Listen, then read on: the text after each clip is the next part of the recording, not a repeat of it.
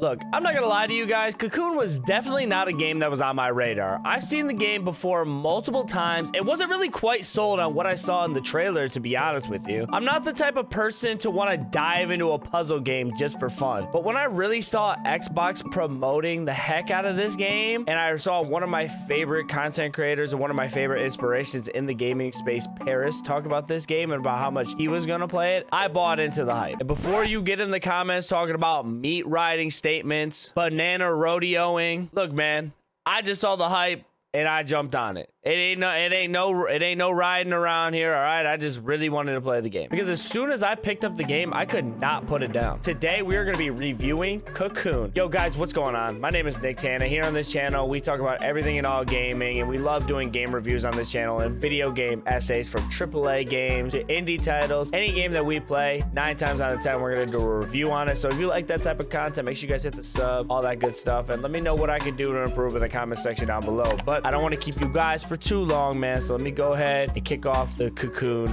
review. So first things first, let's get what this game is about out of the way real quick. The whole concept of the game is you control a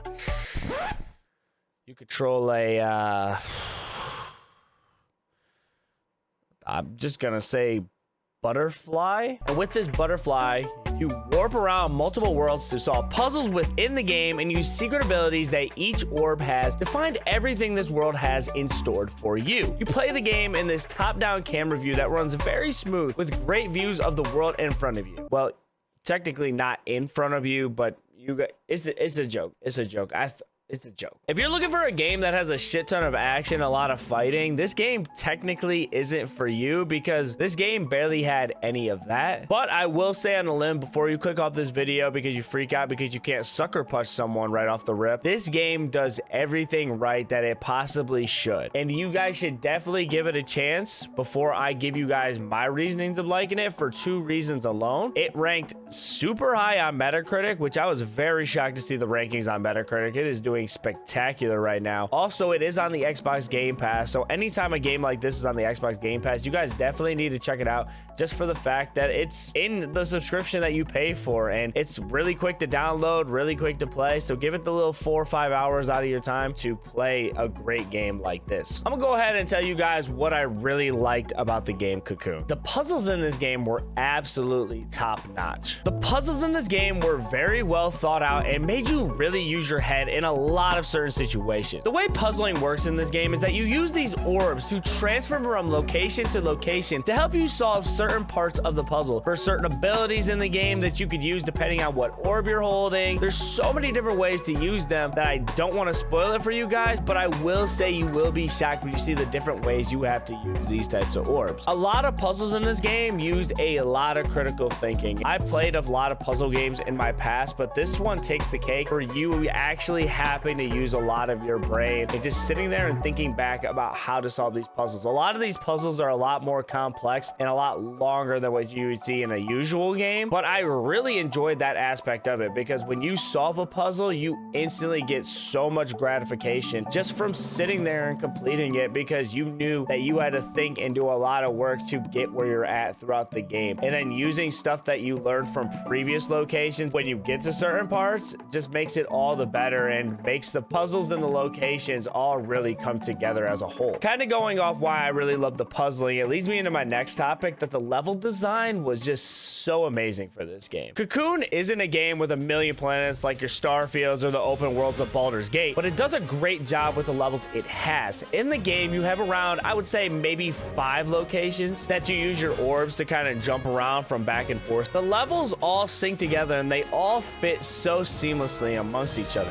The way you go from like one map to another map, like if you go from the orange orb map to the green orb map, everything just seems to flow so smooth. One thing I do want to throw in is there was 0 frame drops every time you would go from each location to another too, because you're constantly going back and forth, back and forth. The little transition that they have just seems so perfectly smooth. I know I keep on bringing up the end of the game experience for me was just that much crazier than everything else that went throughout that game to get to that point. I'm telling you, it just puts everything together. Not saying the beginning of the game isn't as good as the end of the game, but every time I think of the end of the game and the final stretch, you can understand why you'd be appreciative of this type of implement in the game. I do also want to throw in that Cocoon does have boss fights in this game. Boss fights were something I wasn't expecting when I first played this game. It's a real strategy tester out there because all it takes is one hit and you have to start all over with the boss you fight. And I've experienced this plenty of time because there was a bunch of bosses where I had to keep on doing over and over and over again, because every time I would get hit, I would have to restart over and rerun the boss battle again.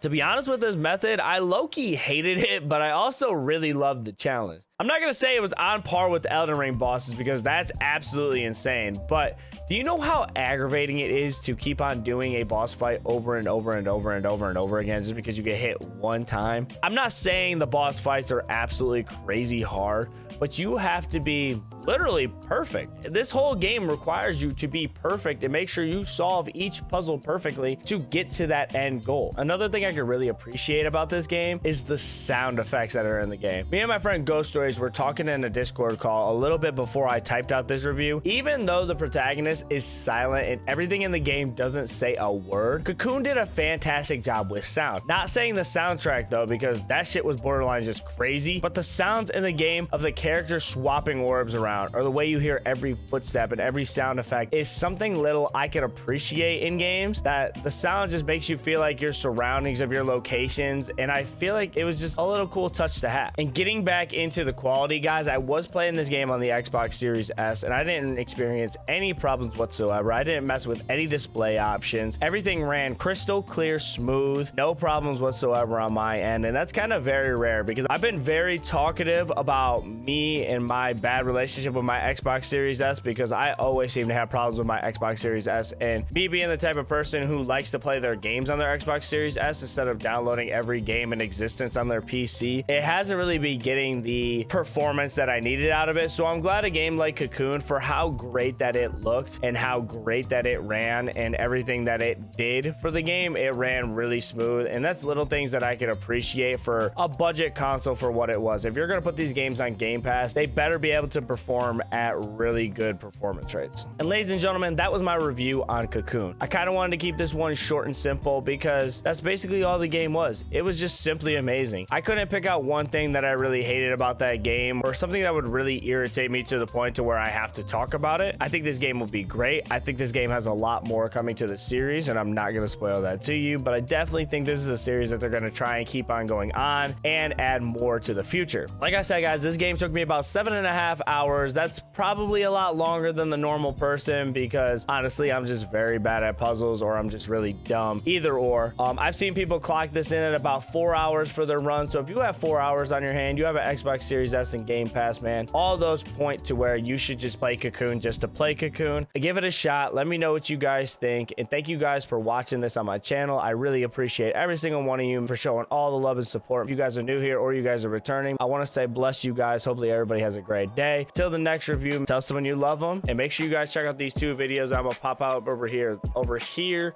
I want to put up, this is going to be my Bayonetta 3 review that I just talked about. This one seems like it's doing really well. A lot of the Bayonetta community really likes this video, so if you guys want to hear why I was wrong about Bayonetta, make sure you guys check out that video. And also on this side, another indie game that I truly did love, man, Dave the Diver. I want you guys to go check that out because Dave the Diver is damn near perfect, and you guys should check out Dave. Other than that, guys, I'm out. Catch you guys next video. I got a lot of stuff cooking, so be on the watch.